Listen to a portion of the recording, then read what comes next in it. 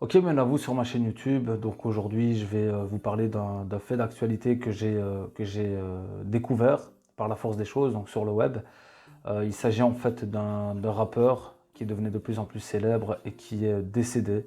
Donc qui s'est fait en fait sauvagement tuer à son domicile suite en fait à plusieurs choses. Et une des choses principales, une des causes principales, comme vous avez pu le constater dans le titre de la vidéo, bah, c'était à cause d'une story Instagram. Donc moi je trouvais ça complètement invraisemblable.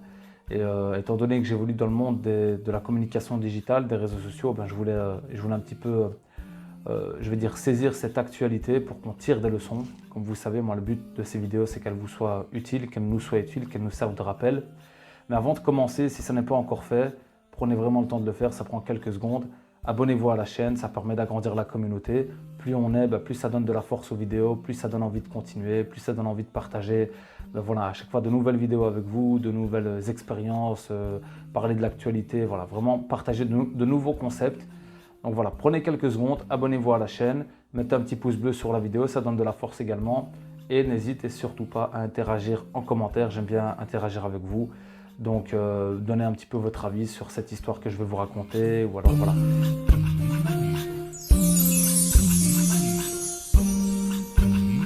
Maintenant, je répète quand même, j'insiste là-dessus, par respect par rapport au défunt et par rapport à la famille du défunt. Personnellement, je trouve qu'il n'y a pas d'intérêt de citer le nom de ce rappeur, citer son blaze, il n'y a pas d'intérêt. Et aujourd'hui, moi, c'est même pas le rap ou le rappeur qui m'intéresse dans l'histoire concrètement. Voilà, aujourd'hui, je pense que par rapport à ma conception des choses, je pense que le plus intéressant aujourd'hui n'est pas de parler de lui de cette manière, mais c'est vraiment l'histoire, son histoire qui m'a vraiment interpellé et vraiment qu'aujourd'hui, avec une story Instagram, ta vie peut basculer. Et voilà, je voulais vraiment qu'on en tire des leçons parce que je trouve ça vraiment grave. En fait, ce qui se passe, c'est que, comme vous avez pu le constater, aujourd'hui, il y a une nouvelle mode. Depuis l'apparition des réseaux sociaux, finalement, ce n'est pas vraiment tout nouveau. Mais surtout, voilà, dans le monde du rap, les rappeurs américains, surtout en Amérique et tout ça, c'est quelque chose qui est très répandu.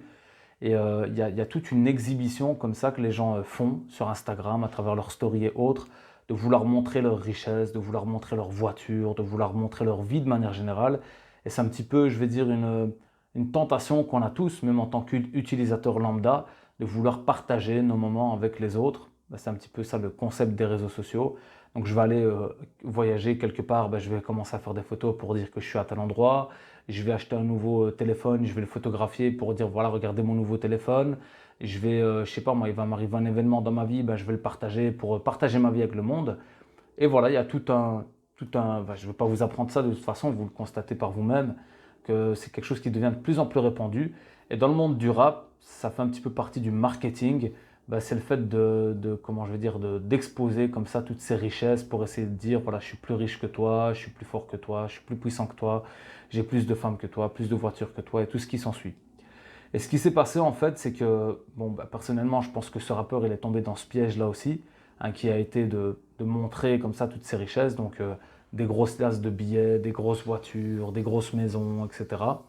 Et en fait, il s'avère que juste avant son décès, il avait loué une villa à Los Angeles et il a commencé donc à faire des stories, donc dans la continuité de ce qu'il faisait déjà.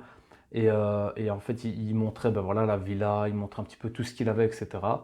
Et ça s'est passé très rapidement en fait. Il a partagé un moment une story où il avait reçu en fait des sacs avec, je sais pas moi, c'était peut-être des bijoux, je ne sais pas vraiment ce que c'était.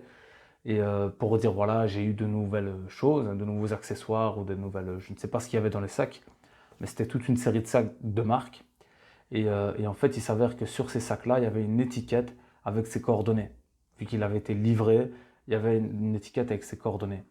Et aussi dingue que ça puisse paraître, c'est comme ça que ça s'est passé.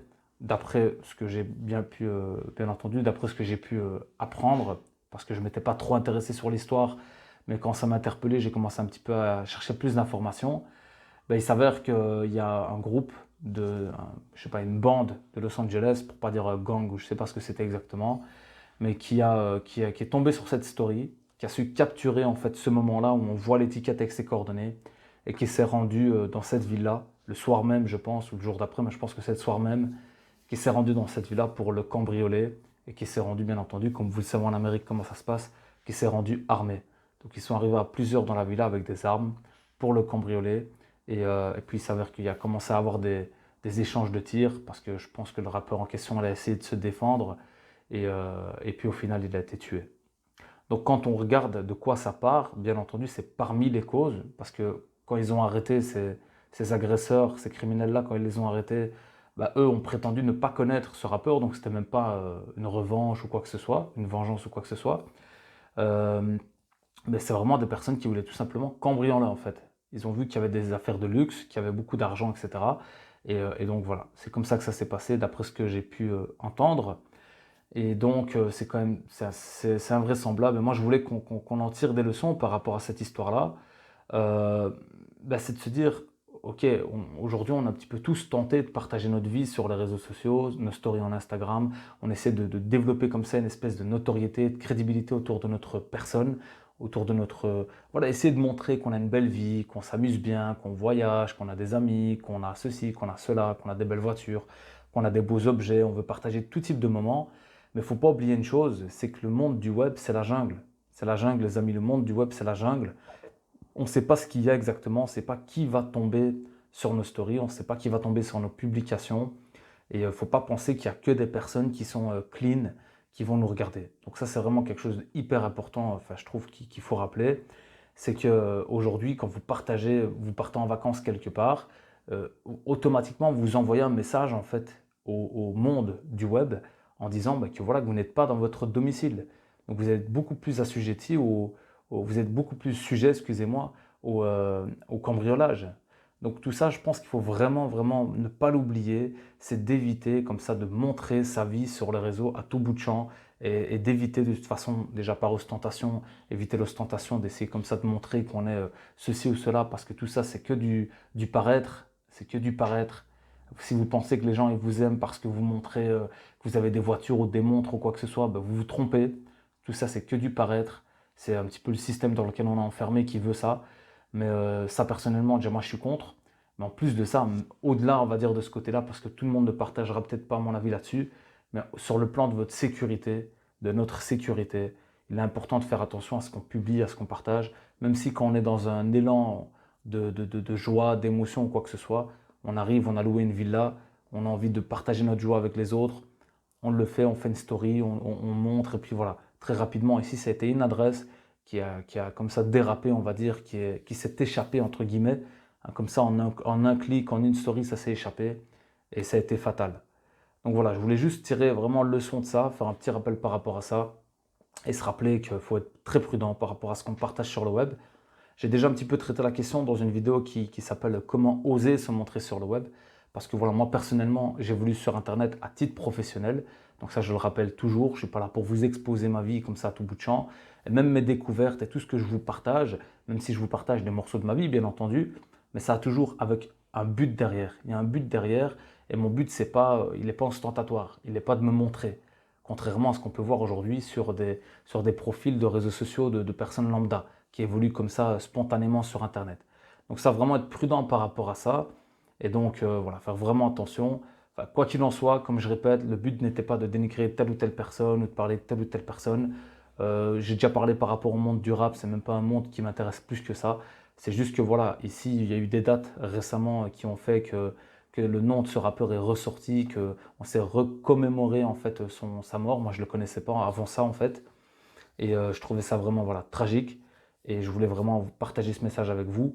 Donc voilà, qu'Allah subhanahu wa ta'ala vienne en aide à la famille de cette personne, de ce rappeur-là, et que ça puisse nous être bénéfique pour éviter également de tomber dans les mêmes pièges. Donc voilà.